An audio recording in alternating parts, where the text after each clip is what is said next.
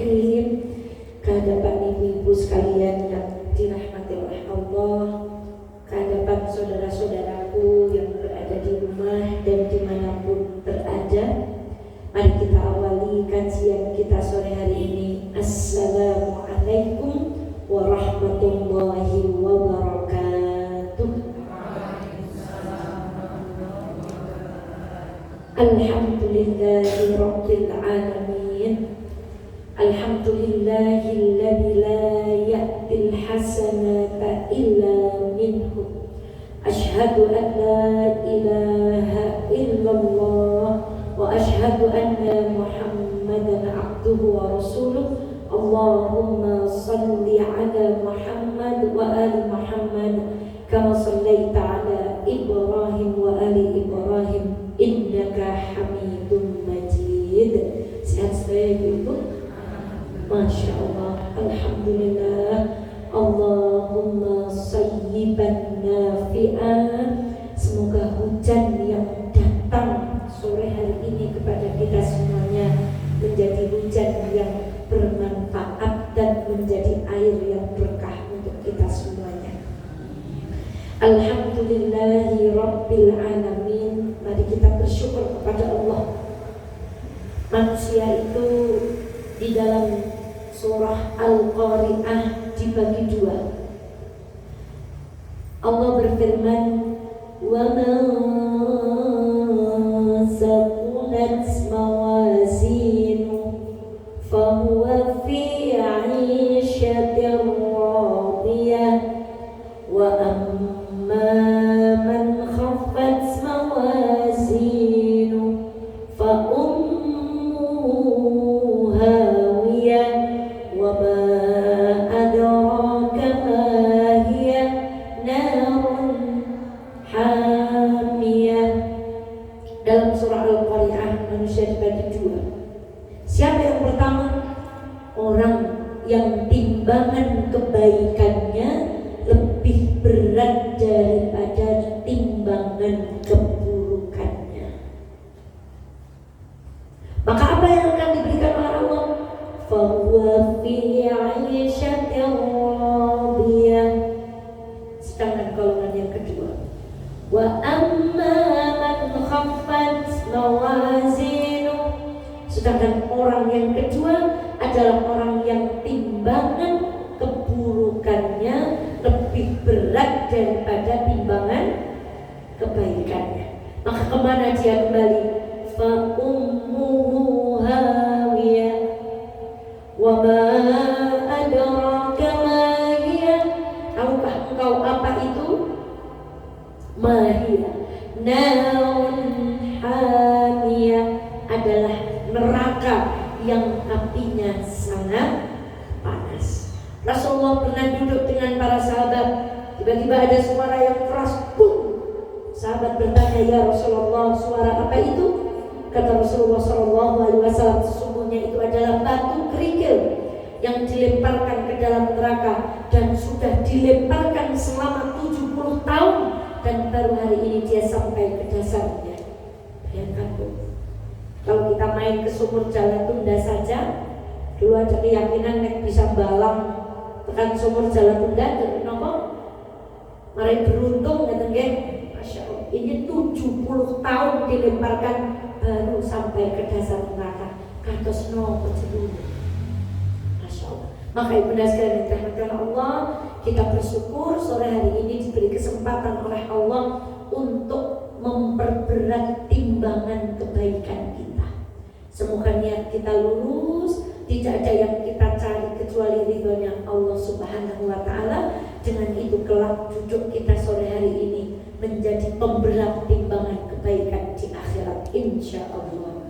Salawat dan salam semoga senantiasa terlimpah kepada baginda Muhammad Sallallahu Alaihi Wasallam.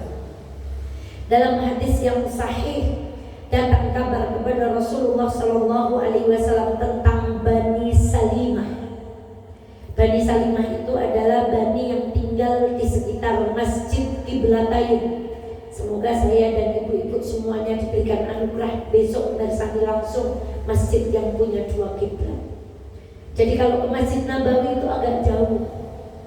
Maka Bani Salimah kemudian bercita-cita ingin pindah tempatnya. Yang tadinya jauh dari Masjid Nabawi ingin pindah ke dekat Masjid Nabawi karena ingin senantiasa sholat berjamaah bersama Rasulullah Sallallahu Alaihi Wasallam. Lalu kabar ini terdengar kepada Rasulullah dan Rasulullah berkata, wahai Bani Salimah, tetapilah rumahmu, aja pindah. Sesungguhnya bumi yang engkau lewati itu akan menulis jejak-jejakmu. Masya Allah itu.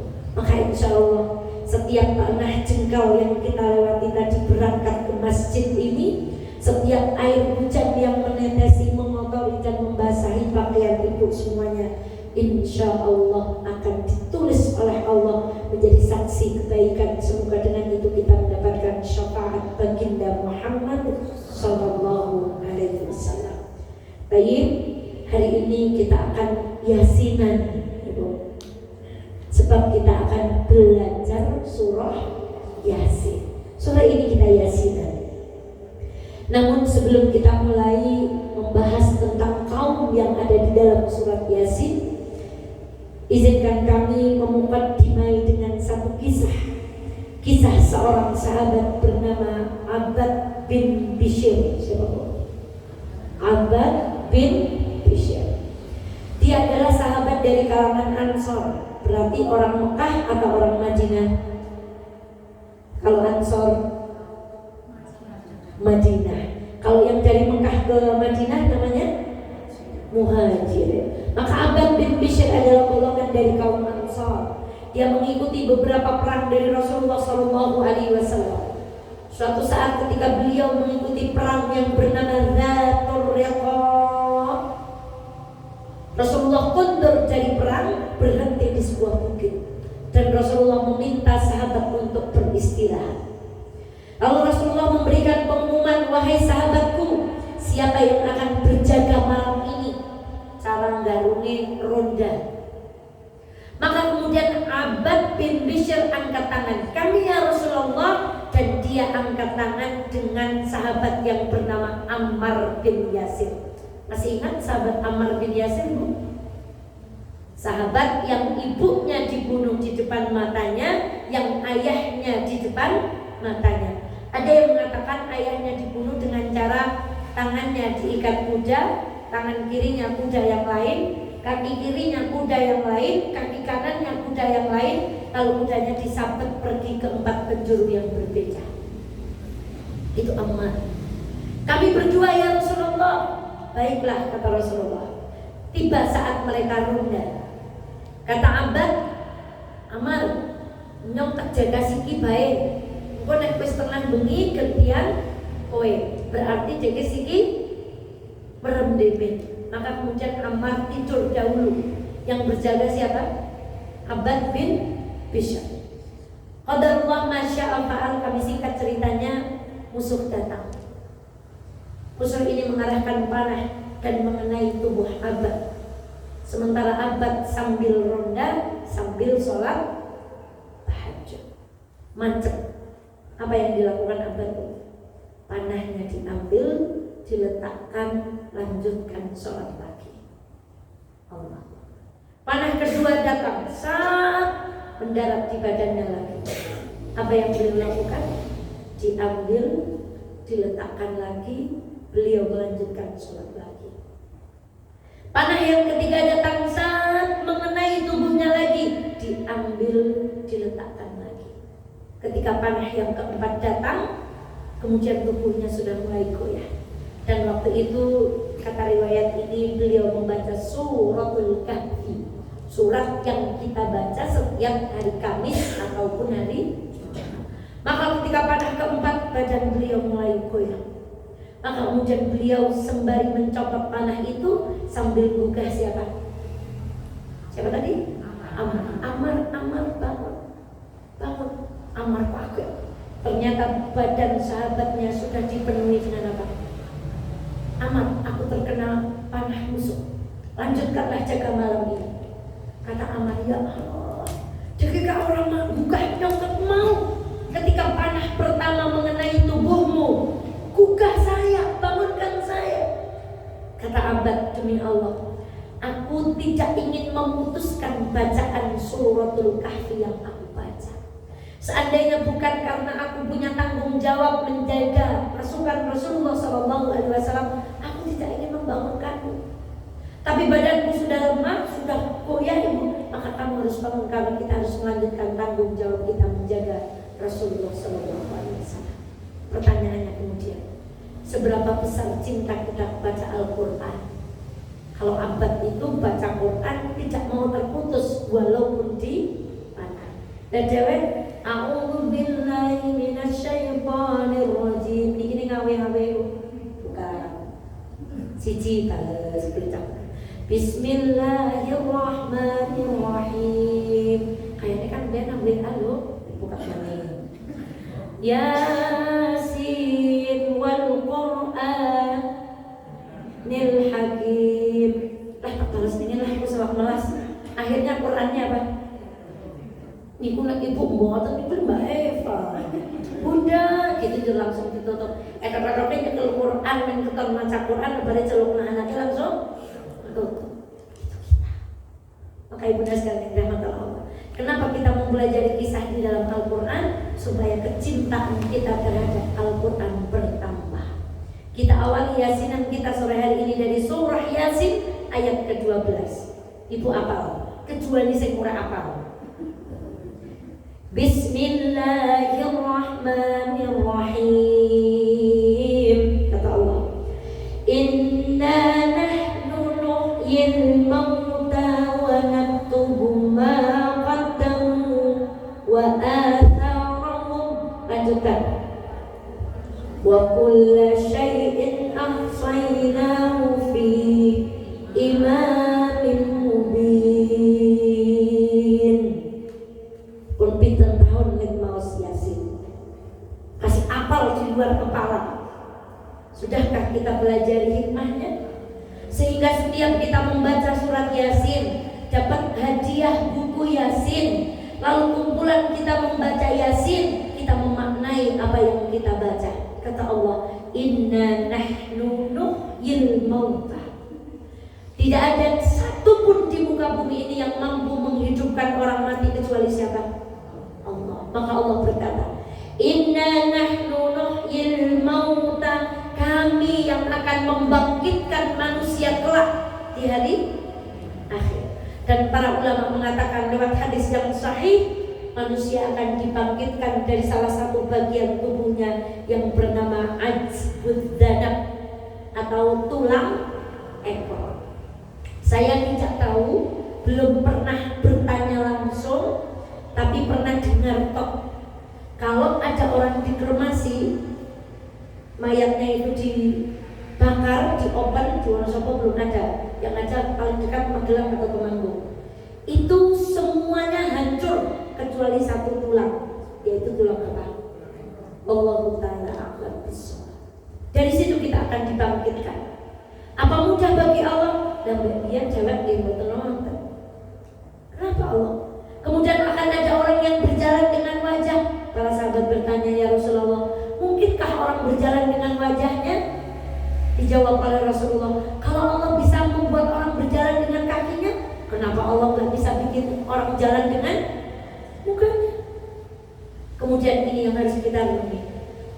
Wa naktubu ma qaddamu wa atharahum. Dan kami dengan malaikat kami, dengan bumi kami, dengan anggota tubuh yang kami ciptakan akan menulis maqaddamu yang telah dilakukan orang itu ketika hidup, wa atharahum, dan bekas-bekasnya.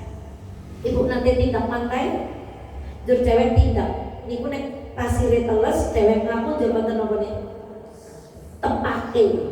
Setelah itu ombak meniup. Tepaknya kemana? Cara menungsali tepaknya pun hilang.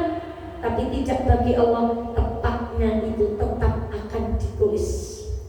Ada orang WA, tak jalan ya, bukan puasa. Itu kan kita. Tapi sama Allah sudah diabang, sudah ditulis. Maka ibunda, kenapa kami tadi membawakan hadis Bani Salimah? supaya kita semangat berbuat kebaikan. Duduk di musola ini, bumi itu besok akan mengabarkan. Kalau kita kembali berbicara lebih luas lagi, yang pertama menjadi saksi adalah Allah. Allah itu tahu hati kita. Makanya ada orang bersedekah, kamu bersedekah buat saya. Iya, kata Allah, dusta. Kamu tidak bersedekah untukku, tapi engkau bersedekah karena ingin dikatakan orang wah-wahkannya. Allah berarti tahu banget hati kita. Lalu siapa yang akan bersaksi? Ya Allah, akan datang masa mulut dikunci. Ibu, tidak ada lagi suara yang bicara apanya? Tangan. Kemana tangan ini digunakan? Kemana kaki kita dilangkahkan?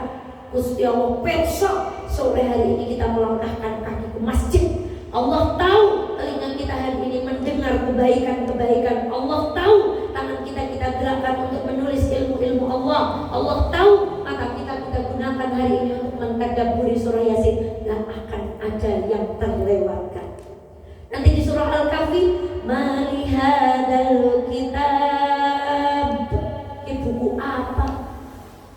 Mali hadzal kitab la yughadiru saghiratan wala kabiratan illa ahsaha.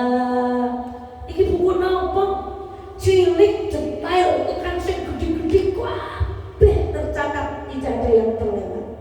Kalau rapotnya manusia, anak biji 6 gurune melas dikatrol dari pinter 7, tapi rapotnya Allah, mali hadzal kitab la yughadiru saghiratan wala kabiratan illa ahsaha.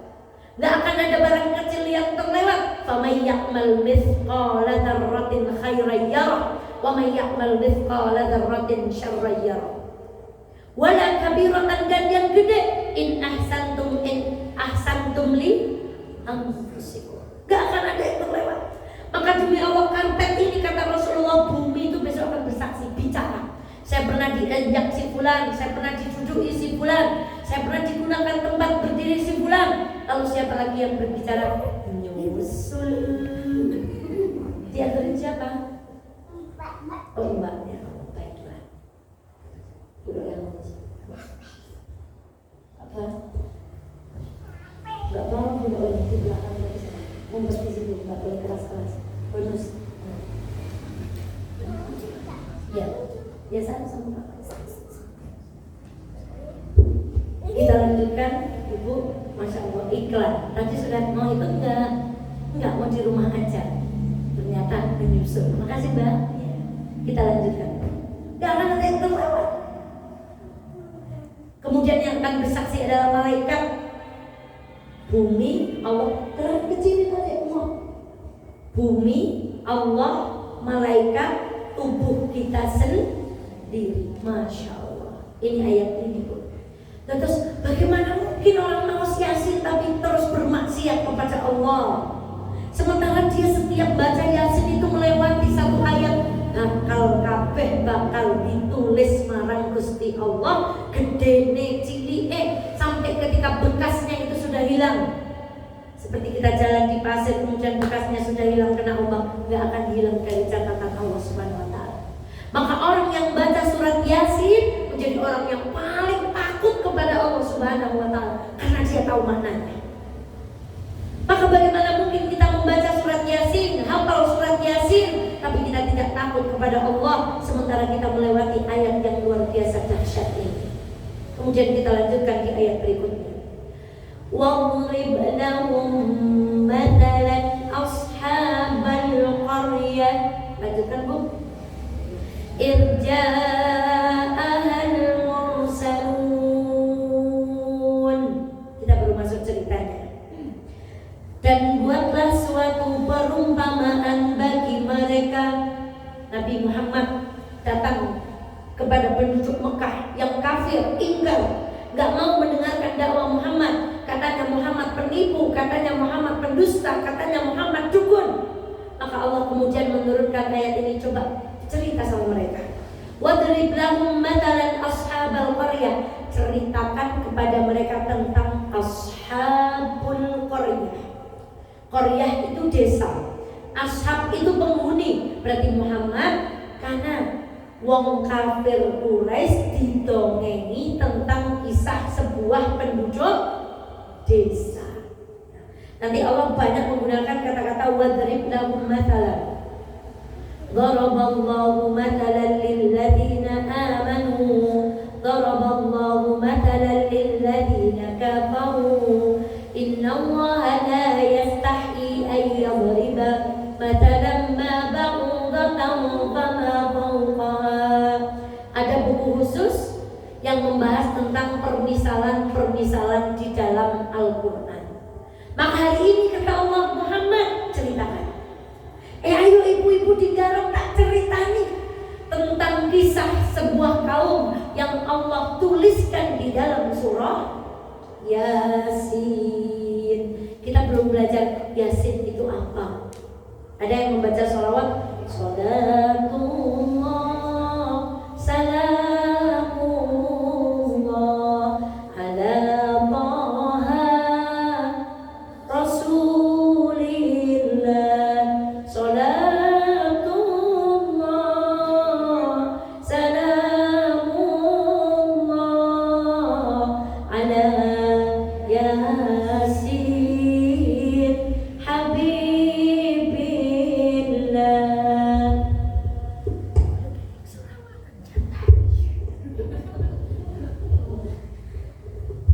Yasin itu artinya apa? Di pertemuan yang lain. Tapi sore ini kita akan membahas kisah tentang penduduk sebuah negeri. Irja'ahal mursalun. Ketika penduduk negeri itu didatangkan utusan-utusan kepada mereka. Ada sebuah desa, ada sebuah kota, ditinggali kaum yang kafir dan ingkar tidak menyembah Allah, lalu Allah mendatangkan utusan. Wallahu ta'ala a'lam. Utusan itu Rasul Nabi, namanya siapa? Kalau Imam Ibnu Katsir, kalau nggak dijelaskan di dalam Al-Quran, kita tidak usah mencari. Ada yang mengatakan namanya penduduk Antakya. Antakya itu di Turki sekarang. Wallahu ta'ala a'lam. Tidak ada hadis yang sahih menjelaskan tentang nama penduduk ini, desanya namanya apa, nabinya yang diutus namanya siapa.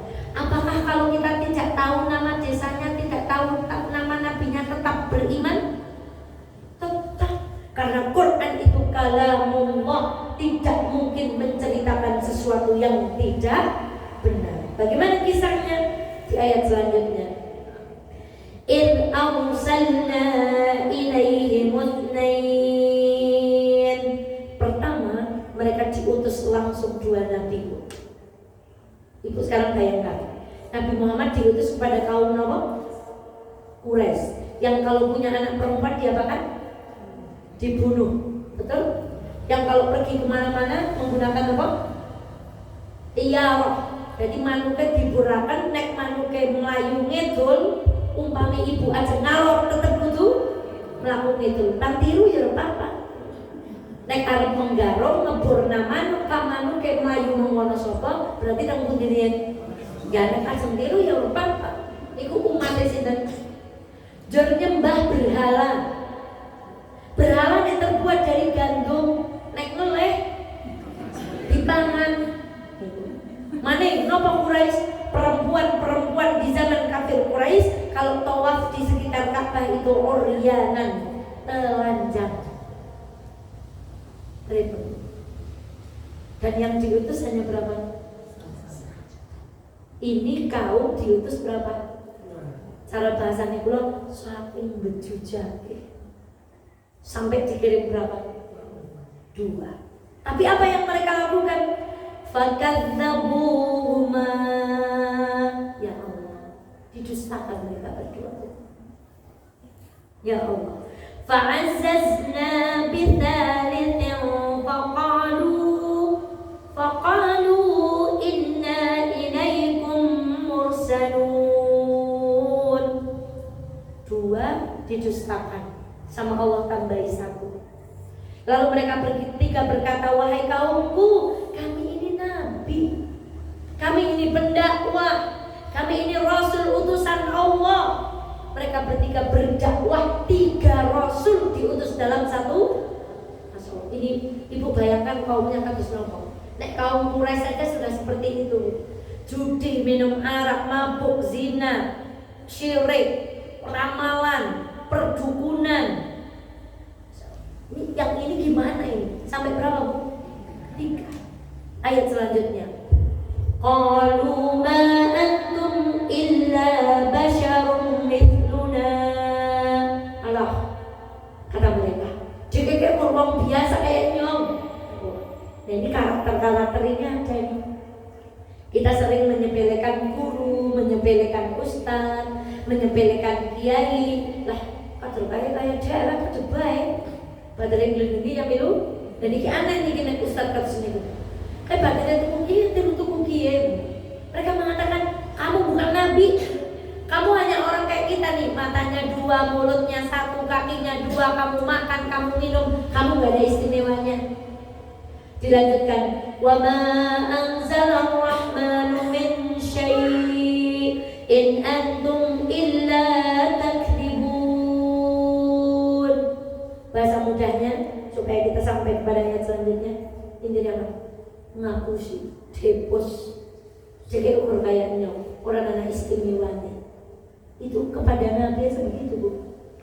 Kalau pada guru ngaji kira-kira gimana, Bu? Ya Allah, ini Nabi. Mereka begitu sama Nabi.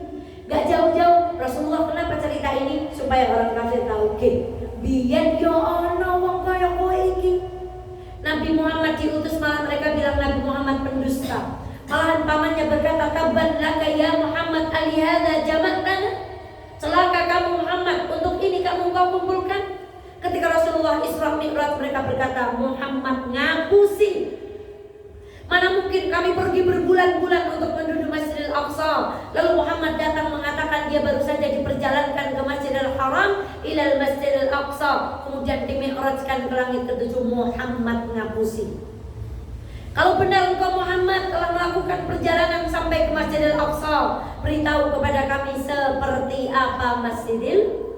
Soalnya Nabi Muhammad bilang gitu, ya Allah, ceke ya, biar wis anak contohnya yo kaya kowe kuwi. Nek ana rasul boten ngandel mendustakan, apa akibatnya? Sini tak ceritain. Maka dilanjutkan di ayat selanjutnya, qalu rabbuna ya'lam. Qalu rabbuna ya'lamu inna ilaikum lamursalun.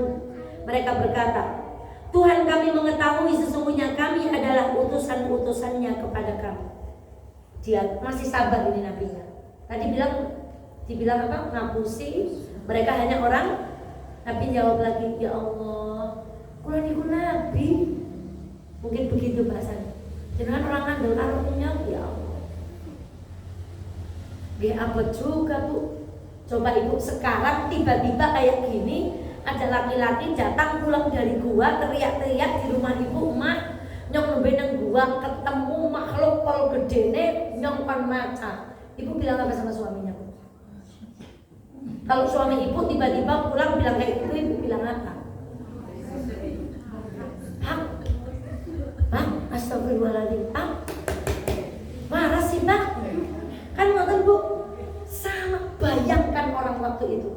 Nabi tiba-tiba datang adu sama Khadijah tadi di gua aku ketemu begini-begini.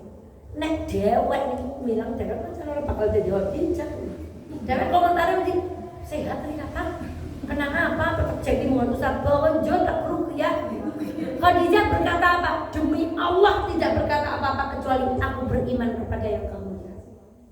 Abu Bakar As-Siddiq saat semua orang kafir Quraisy mengolok-olok Muhammad habis dari Masjidil Aqsa, kata Abu Bakar As-Siddiq ketika didatangi oleh Abu Jahal, Abu Bakar As-Siddiq, itu loh koncomu kayak ngelindur kayak nang latar Masjidil Haram, kayak dongeng caranya mau bengi saka Masjidil. Apa jawaban Abu Bakar As-Siddiq?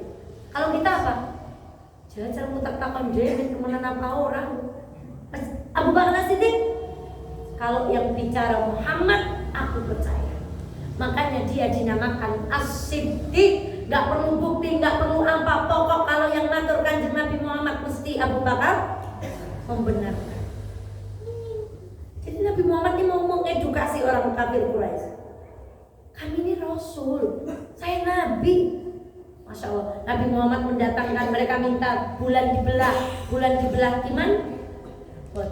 Mereka minta dikatakan seperti apa Masjidil Aqsa. Masjidil Aqsa dibuka di depan Rasulullah, disebutkan tiangnya, mereka beriman? Tidak. Masya Allah. Kemudian dilanjutkan, wa ma 'alaina illal balaghul mubin, dan kewajiban kami hanyalah menyampaikan perintah Allah dengan. Ini pelajaran bagi kita orang yang berdakwah.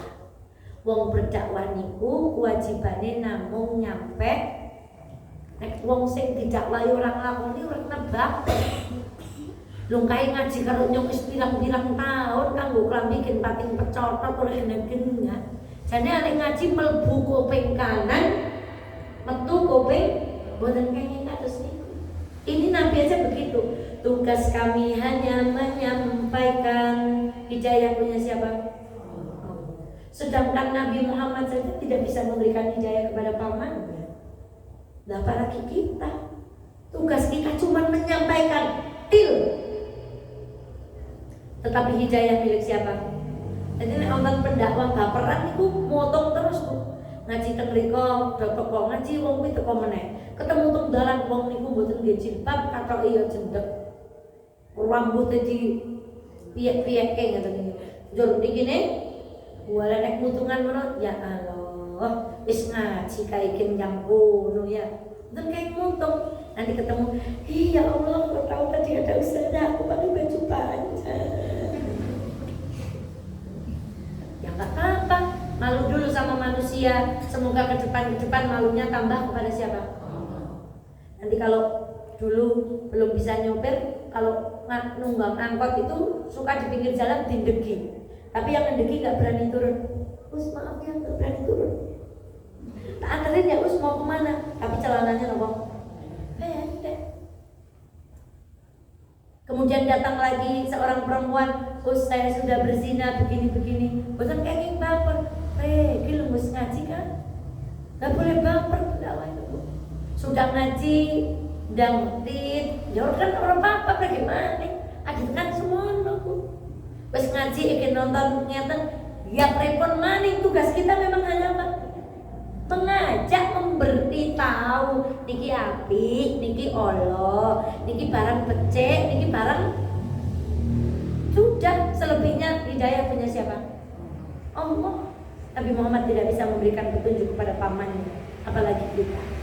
Itu yang harus disadari. Nah, maka ibunda, 3 nabi ini didustakan. Tidak ada yang beriman di kaum itu kecuali 1 orang. Ibu bisa bayang. Ibu nyiarkan ngaji rebuan yang tegak mriki pinten. Ibu nyiarkan apa, ngundang tetangganya untuk ngaji yang datang berapa? Kayak apa rasanya, Bu? Jadi diutus 3 nabi, tidak ada yang beriman kecuali berapa? Kelak benar-benar di hari kiamat kata Rasulullah akan datang nabi dan di belakangnya nggak ada siapa-siapa, nggak ada pengikutnya. Ini diantaranya 3 nabi ini. Bukan orang yang melu kejawab pinter. Maka Nabi Muhammad, ummati, umatku. Maka nikahilah perempuan yang banyak anak, karena aku akan berbangga di hari kiamat kelak dengan banyaknya. Saya suka gini, ya Allah, kula sembayangi mboten khusyuk, lek ngaji cok mboten ikhlas. Muga-muga Rasulullah remen krana kula melahirkan anak 5. Kata Mas Paka sementara, Bu. Ya Allah, sih nyuwun pun banget.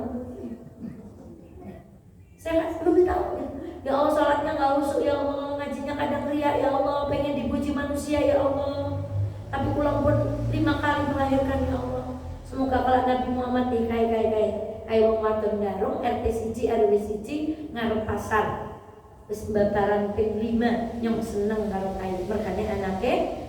Oke. Muhammad berbangga dengan umatnya. Tapi ada nabi yang sama sekali tidak punya umat. Curhat banget Bu. Kita lanjutkan. Qalu inna tatayyarna bikum la illam tantahu lanarjumannakum wala yamassannakum minna adzabun alim. Menang ora deh. Nek ora menang, apa kata mereka pada ayat yang ke-18, niscaya kamu akan kami rajam. Ibu tahu rajam? Di balang napa? Balang waktu ngantos napa? Atau kamu kami siksa dengan adab yang sedih, dengan adab yang pedih, yaitu Israel menelanjangi orang, tidak diberi makan. Ada seorang perempuan dimasukkan ke dalam penjara, dimasukkan bersamanya anjing, dimasukkan kembali lagi bersamanya tikus. Bahkan di tragedi Nakba kami pernah menceritakan ibu hamil itu hidup-hidup perutnya dibelah, bayinya dikeluarkan dimateni, diganti anjing, perutnya dijahit lagi. Itu yang dilakukan Israel itu. Malah ngancam, wis orang manut malah ngancam. Cara nggarune jadi nek ora leren ning dakwah, jadi tak di belakang sana. Jadi tak dibalangi waktu kasih mati nek ora tak siksa. Karakter ini ada sekarang. Ngancam-ngancam ustaz bicara sedikit diapakan?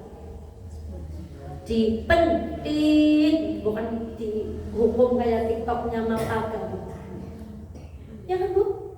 Karakter itu ada sekarang. Ngancam-ngancam. Ketika ada ulama lantang mengatakan kebenaran, diancam, dicari rumahnya RT berapa, disewakan sniper, tembak Syekh Ahmad Yasin, lumpuh di atas kursi roda. Tapi bagaimana cara Tiwil membunuhnya? Dikirim bom.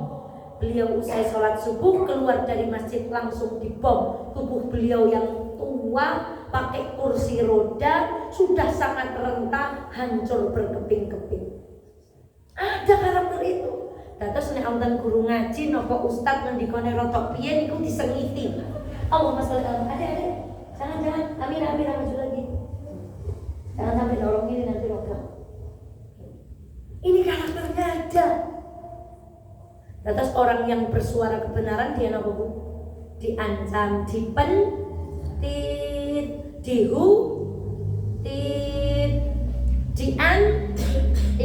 diwedan lah wis kuat sakabeh wong sinas seperti itu karakter. Nah kok malah ngancam, bukannya taat, minimal menghormati, opo kepiye nek ora gelem ya nolak. Enggak, mereka kaum yang enggak seperti itu, malah ngancam. Nah, orang yang baca surah Yasin tahu maknanya, lah ka aja ngasih milu ngancam-ngancam ustaz, milu ngancam-ngancam Pak Kiai, milu ngancam-ngancam asatidah. Kayak orang seneng nyongrat, kayak golongannya nyongrat cocok. Kemudian diancam, mereka kayak ngaji nang di bubar nabae. Bubarkan pengajiannya. Padahal bacanya surat apa? Kita ini baca Yasinan, tapi tidak mengerti apa yang ada di dalam surat Yasin. Ada karakter orang beriman seperti itu.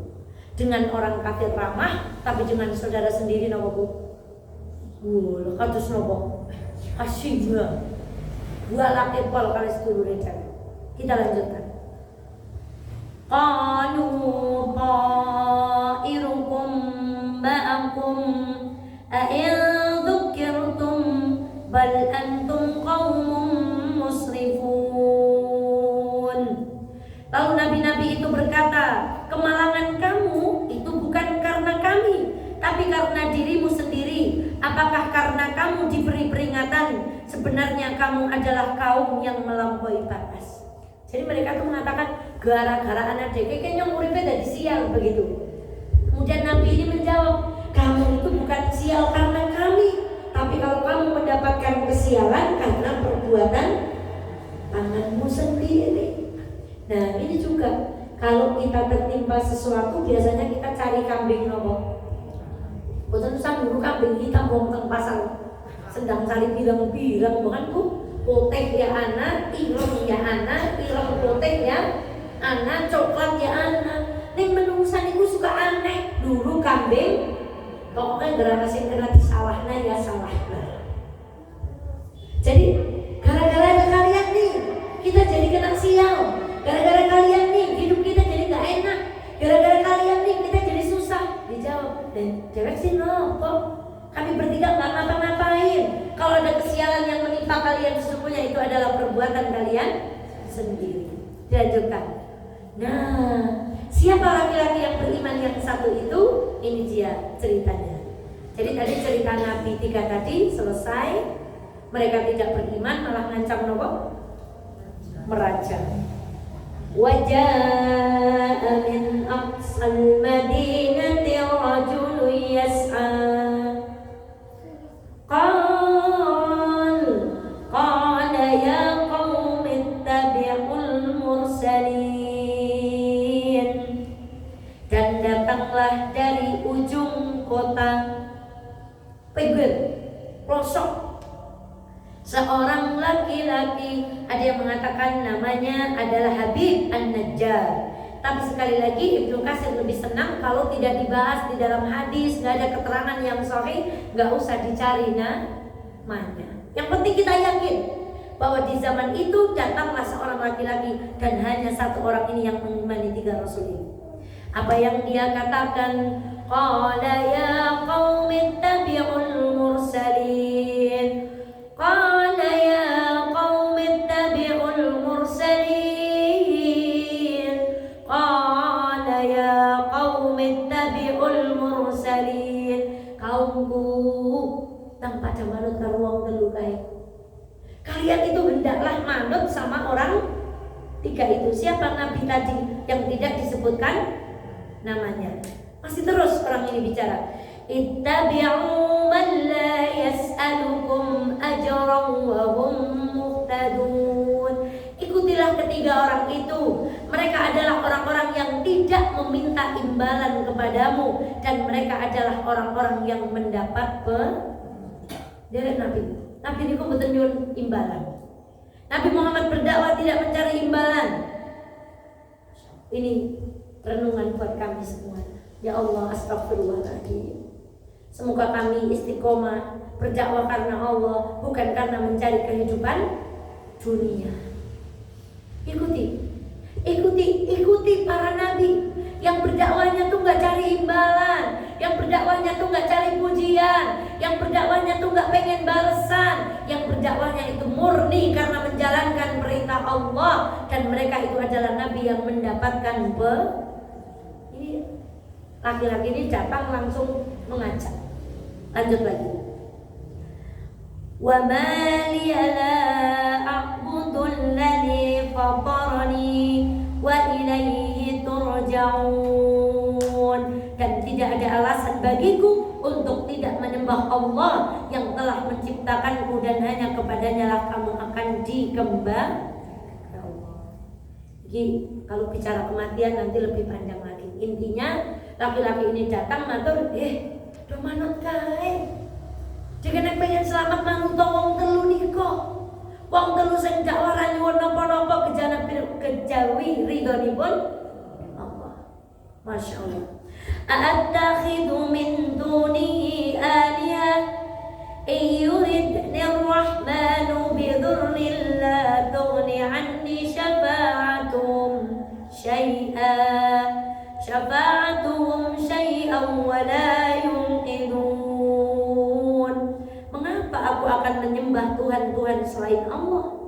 Jika Allah yang Maha Pengasih menghendaki bencana terhadapku, pasti pertolongan mereka tidak berguna, dan mereka juga tidak akan menyelamatkanku. Artinya yang menyelamatkan kehidupan kita hanya siapa? Kalau kita sakit diobati dokter sembuh, sejatinya yang menyembuhkan kita siapa? Lantaran siapa? Anak-anak kita sekolah, itu sebenarnya bukan kita yang nyekolahin, tapi yang nyekolahin siapa? Tapi karena mereka masih kecil, rezekinya dilewatin siapa? Kita, supaya kita dapat apa? Coba sing pun rampung muliakan. Sing pun rampung muliakan. Nopo tambah soge, nek pun rampung muliakan. Jur sing mau nek noleh ukur 5 jadi 6 jadi 7, nek pun rampung muliakan. Boten nih.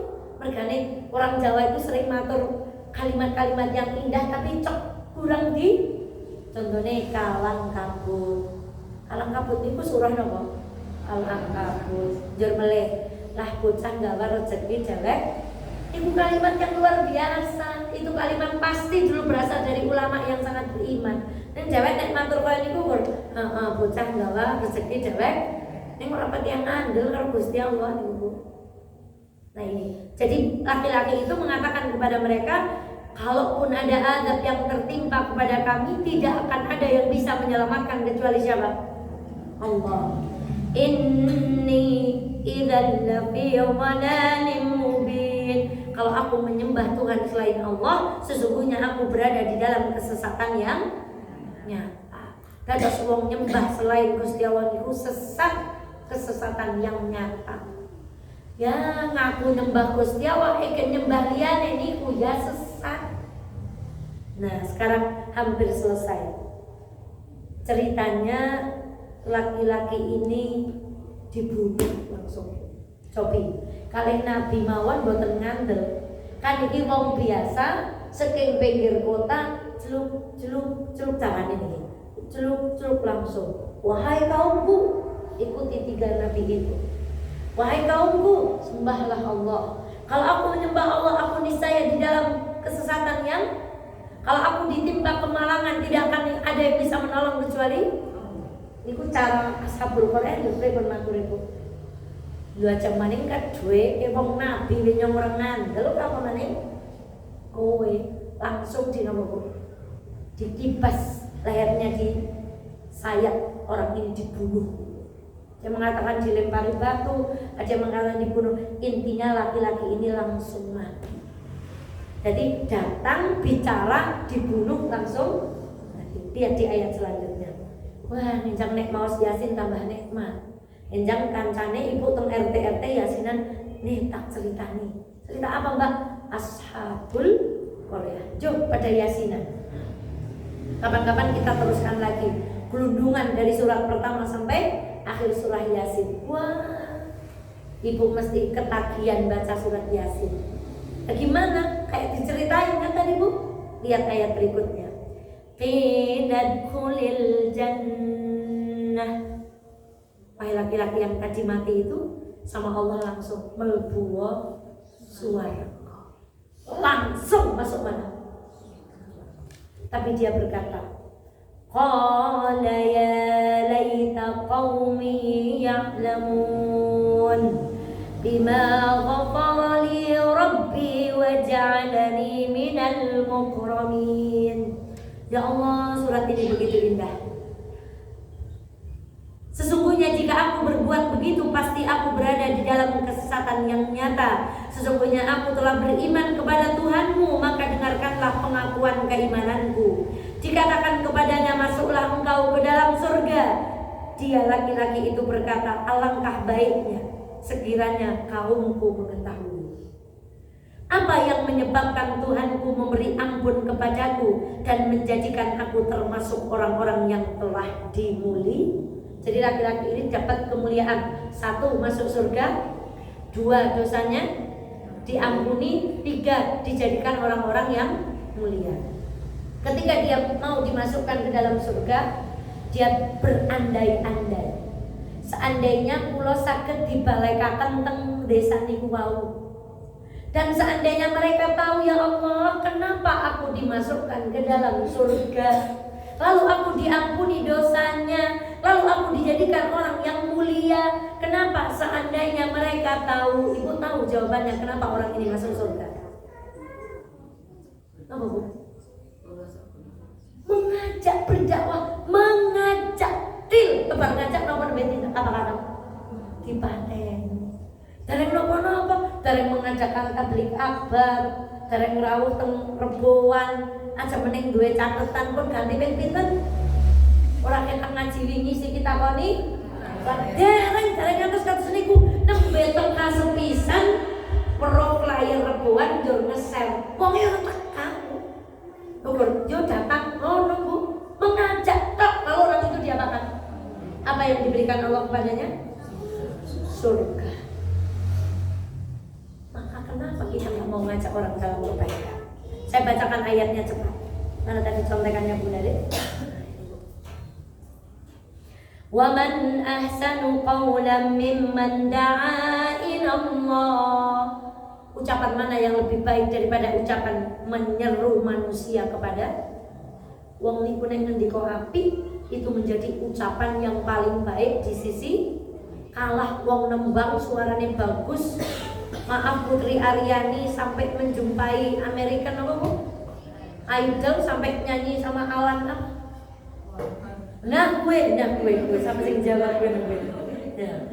Suaranya indah sekali. Kata Allah yang paling bagus itu suara orang ngajak kebaikan.